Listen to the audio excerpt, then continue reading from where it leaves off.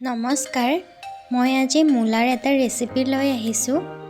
মূলা খাই যিসকলে বেয়া পায়, এইটো ৰেচিপি এবাৰ খাই চাব, এবাৰ খালে আৰু খাবলৈ মন যাব। মূলাৰ এই ৰেচিপিটো একদমেই চিম্পল হ'লেও খাবলৈ বহুত ভাল লাগে। এবাৰ ট্ৰাই কৰি চাবয়ে। এই ৰেচিপিটো বনাবলৈ যেনেকুৱা চিম্পল, খাবলৈ তাতকৈ বেছি টেষ্টি।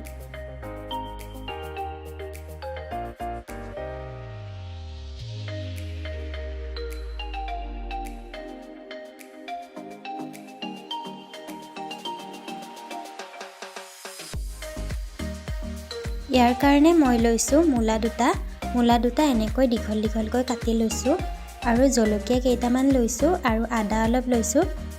জ্বলা হ'লে খাবলৈ বেছি ভাল লাগে। ইয়াত মই তেনেকুৱা আৰু একোৱেই মছলা ইউজ নকৰোঁ। সৰিয়হ এবাটি লৈছোঁ, সৰিয়হটো পিচি লৈছোঁ আৰু তেলত ফোৰণ দিবলৈ কাৰণে কালজিৰা অলপ লৈছোঁ আৰু ৰান্ধনি অলপ লৈছোঁ।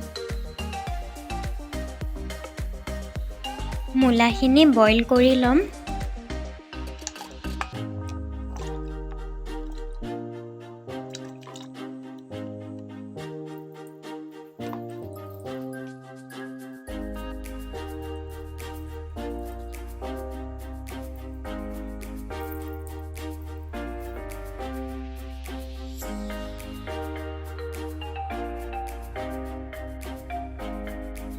এতিয়া পেন এটাত মিঠাতেল অলপ দিছোঁ।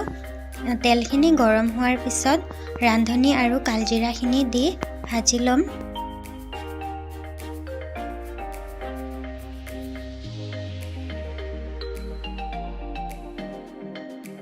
এইখিনি যেতিয়া ভাজা হ'ব, তেতিয়া ধুনীয়া এটা গোন্ধ ওলাব। তেতিয়া আমি আদাখিনিও দি দিম। আদাখিনি দি ভালদৰে ভাজি ল'ম।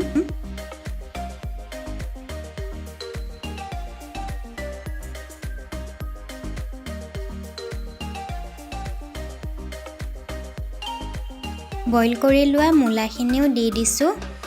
মূলাখিনি ভালদৰে ভাজি লৈছোঁ। নিমখ সোৱাদ অনুসৰি দিছোঁ, হালধি অলপ দিছোঁ।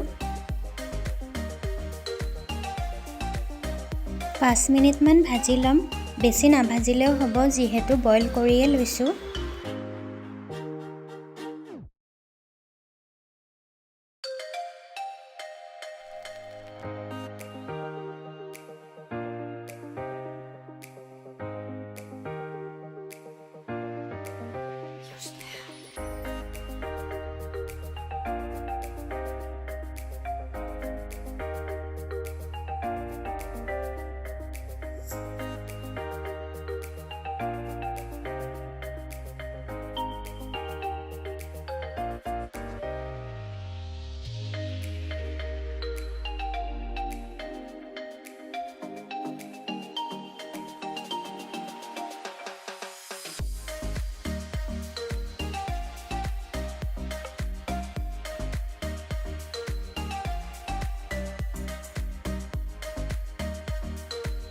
এতিয়া সৰিয়হৰ পেষ্টখিনিও দি দিলোঁ।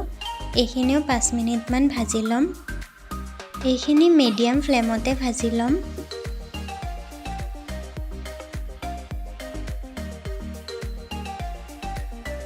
পাঁচ মিনিট ভজাৰ পিছত কেঁচা জলকীয়াখিনিও এড কৰি দিলোঁ। জলকীয়াখিনি মই অলপ অলপ ফালি লৈছোঁ।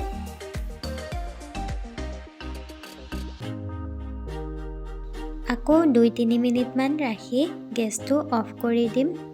মূলাৰ এই ৰেচিপিটো বনাবলৈ বেছি বস্তুৰো প্ৰয়োজন নহয় আৰু বেছি সময়ো নালাগে।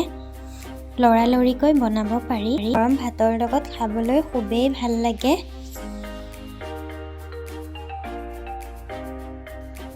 মোৰ আজিৰ ৰেচিপিটো চাই যদি ভাল লাগিলে প্লিজ লাইক আৰু শ্বেয়াৰ কৰি দিব।